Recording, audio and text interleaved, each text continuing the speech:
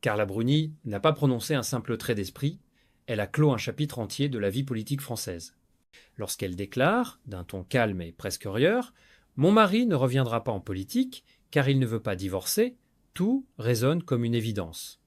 Une phrase légère en surface, mais lourde de sens. En quelques mots, elle scelle le destin d'un homme qui a longtemps symbolisé la conquête et le pouvoir. C'est pas une rupture avec la politique, c'est une réconciliation avec la vie. Dans son entretien pour Vanity Fair, Carla ne cherche ni à provoquer, ni à séduire. Elle expose une vérité intime. Nicolas Sarkozy n'a plus rien à prouver, ni à lui-même, ni au pays. L'amour, devenu priorité, remplace l'ambition. Elle le dit avec ce mélange de franchise et de malice qui lui est propre. Il est très amoureux. Il faudrait qu'il m'échange contre quelqu'un d'autre pour y retourner.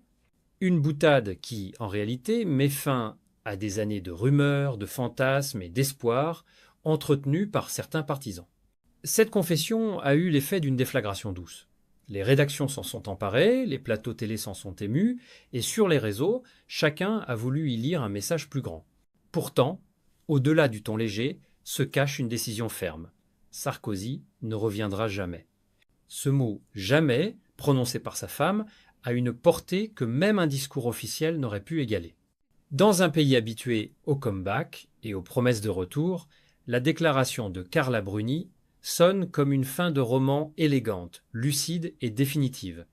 Et si la politique a toujours exigé du bruit et de la bataille, cette fois, c'est le silence d'un couple qui en dit davantage. Carla Bruni n'annonce pas une retraite. Elle dévoile une transformation. L'homme du tumulte devient l'homme du foyer, celui qui, après avoir servi la France, choisit enfin de servir l'amour. Et derrière cette scène, à la fois tendre et solennelle, se dessine une autre vérité plus profonde. Le pouvoir use, mais l'affection sauve. Chaque mot qu'elle prononce semble peser, chaque sourire dissimule la conscience du prix payé. Car pour un président, renoncer à la scène publique, c'est accepter que la gloire appartienne au passé. Mais pour un homme amoureux, c'est retrouver la paix. Dans son regard et dans sa voix, on sent la gratitude d'une femme qui sait ce qu'elle a gagné et ce que son mari a choisi de perdre pour la garder. Le politique s'efface, mais le couple, lui, demeure. Et dans ce glissement, il y a toute la beauté de leur histoire, celle d'un pouvoir abandonné pour préserver un serment d'amour. À peine la phrase de Carla Bruni prononcée, la France entière semble retenir son souffle. Les rédactions s'animent, les chroniqueurs s'affrontent, certains saluent la lucidité d'une femme amoureuse, d'autres y voient le signe d'un renoncement définitif à une légende politique. Pourtant, derrière les réactions et les manchettes, une évidence s'impose. Un pays tout entier accepte enfin de tourner la page Sarkozy. Ce nom qui, pendant des décennies, a incarné le mouvement, la controverse et la passion du pouvoir, glisse lentement vers le domaine du souvenir. La démocratie, elle, ne connaît pas la nostalgie. Elle avance implacable sans se retourner. Nicolas Sarkozy, battu en 2012, avait tenté de revenir puis s'était effacé. Mais tant que le silence régnait du côté du couple, l'espoir persistait. C'est cette brèche que Carla Bruni vient refermer d'un mot. En le faisant, elle rétablit une vérité simple. Dans la vie politique, comme dans la vie sentimentale, certaines portes, une fois fermées, ne se rouvrent plus. Ce constat ne sonne pas comme une défaite, mais comme une libération. Sur les réseaux sociaux, les réactions se multiplient. Enfin, une parole claire. Elle ose dire ce que tout le monde pensait.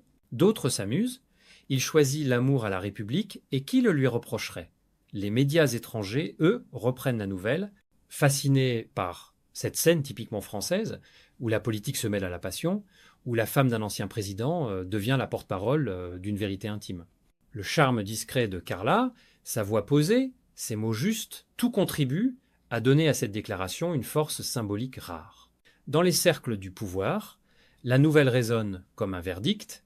Les fidèles, les anciens conseillers, les ambitieux, qui espéraient un retour providentiel, comprennent que le chapitre est clos. La page est tournée, dit-elle, et dans cette simplicité réside une sagesse que beaucoup d'hommes d'État peinent à atteindre, savoir dire « stop ».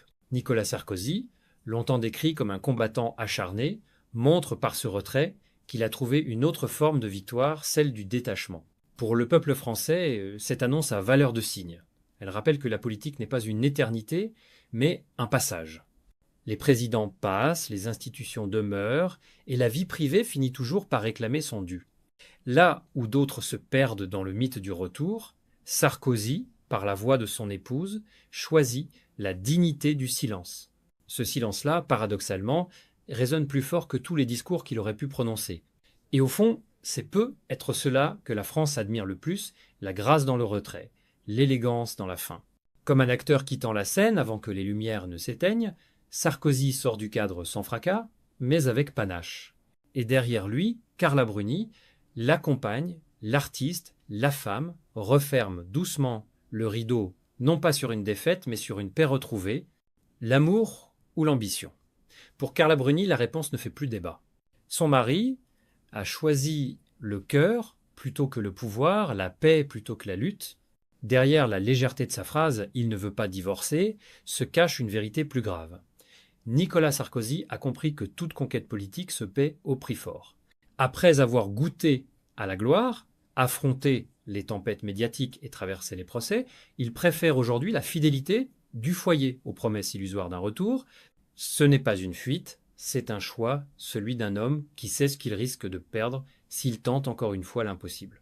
Carla Bruni le décrit avec tendresse, mais sans complaisance. Il est très amoureux, profondément fidèle, incapable de sacrifier la sérénité de notre famille pour un combat qui ne le rendrait plus heureux.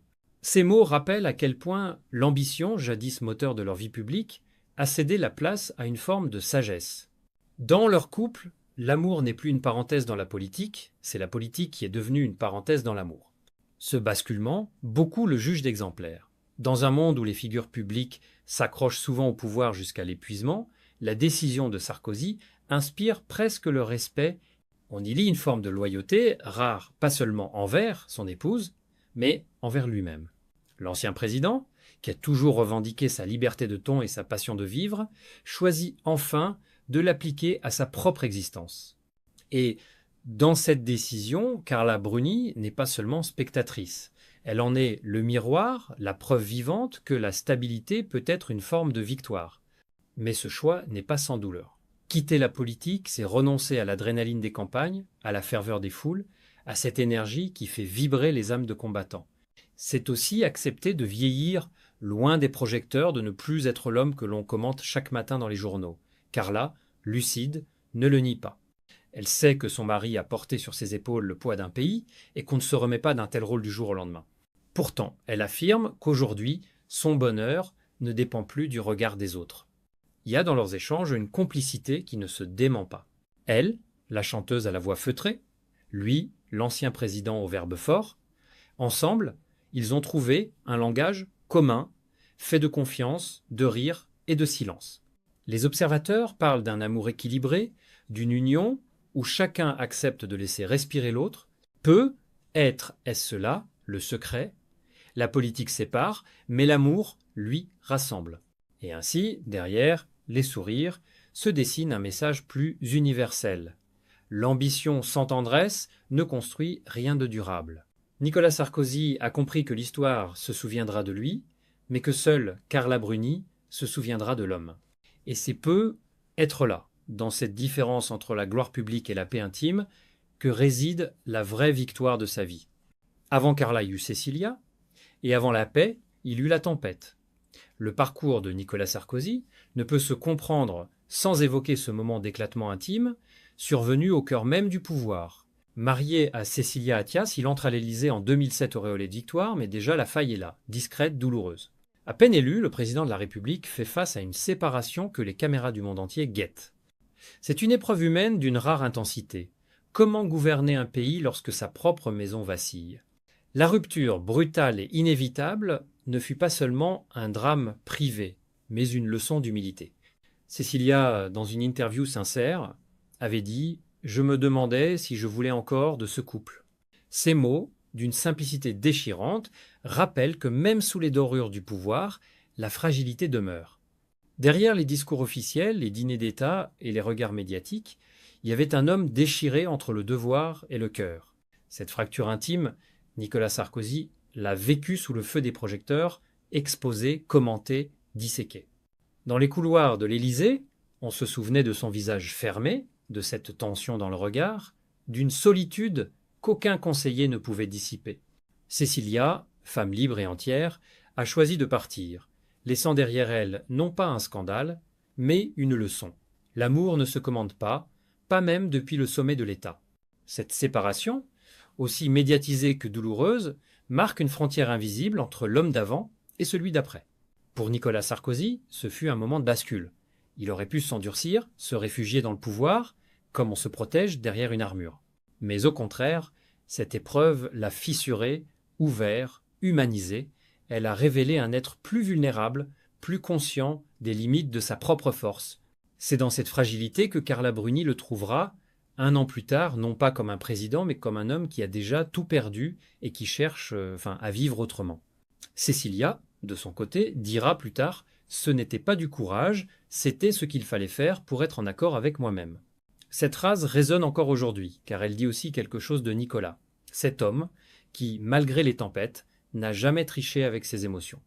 On imagine la scène, un président fraîchement élu, seul face à lui-même, dans le silence du palais, comprenant que le pouvoir ne console de rien.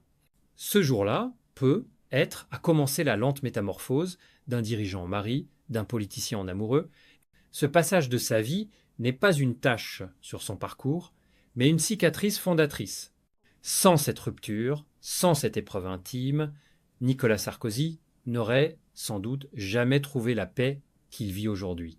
Et Carla Bruni, en évoquant l'amour et la fidélité comme des remparts, parle aussi de cette blessure ancienne, de cette promesse implicite, ne plus jamais laisser la politique détruire l'essentiel. Le 2 Faradévrier, 2008, à l'Élysée, un vent nouveau souffle. Nicolas Sarkozy vient d'épouser Carla Bruni, moins d'un an après son divorce. Ce mariage, célébré dans une relative intimité, a tout d'un pari insensé. Un président fraîchement élu qui unit son destin à celui d'une chanteuse à la renommée internationale. Et pourtant, ce pari va s'avérer gagnant. Là où d'autres voyaient un caprice ou une distraction, naît une union solide, presque fusionnelle. Carla dira plus tard « Ce soir-là, j'ai senti l'impact des choses ». Une phrase sobre, mais pleine de gravité, comme si elle avait pressenti que cette rencontre allait tout changer. Au fil des années, le couple Sarkozy-Bruni devient l'un des duos les plus scrutés de France. Leur complicité intrigue autant qu'elle fascine. On les voit se tenir la main, échanger un regard complice à un concert ou dans les tribunes d'un match, et derrière ces gestes simples se devine une tendresse authentique. La naissance de leur fille Julia, en 2011, vient sceller cette intimité. L'ancien président, souvent décrit comme énergique et nerveux, trouve dans cette paternité tardive une forme d'apaisement. Il découvre la douceur d'un quotidien, loin des projecteurs, la lenteur heureuse des matins en famille, mais cette sérénité n'efface pas les tempêtes.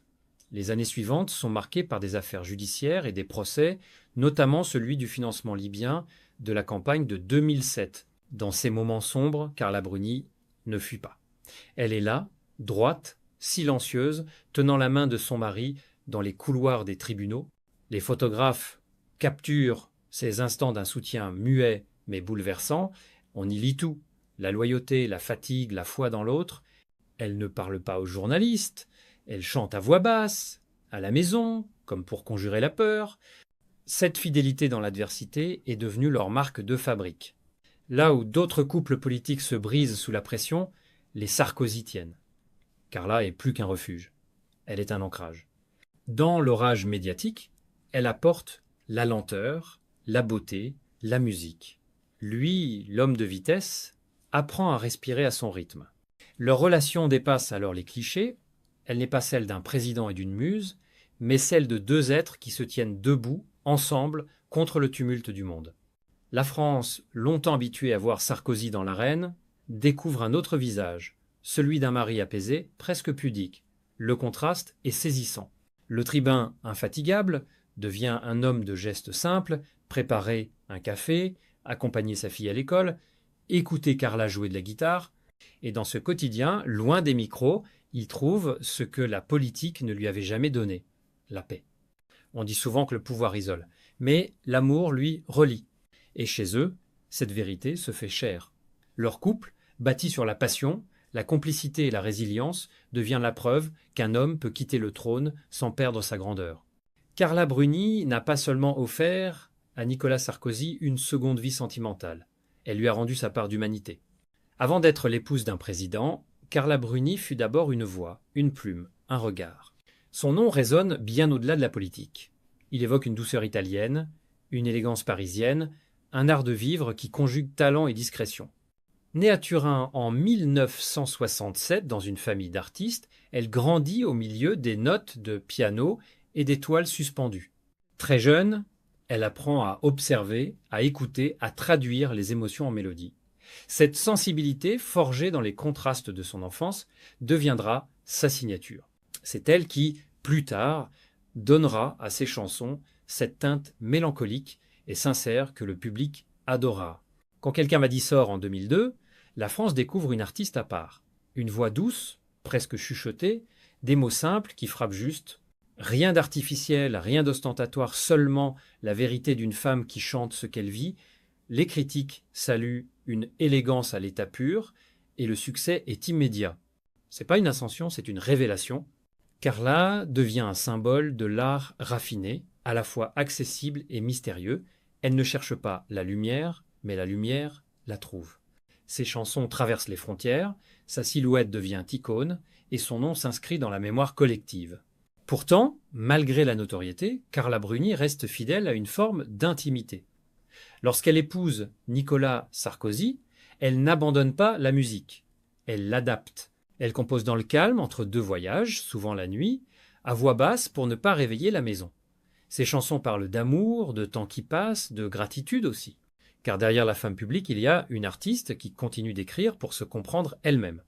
Loin des clichés, elle cultive un art de la sincérité rare, où la simplicité devient luxe. Leur maison, souvent décrite comme un havre de paix, reflète ce mélange d'élégance et de chaleur. Les matinées commencent au son du piano, les après-midi se passent à lire, à rire, à cuisiner pour Julia.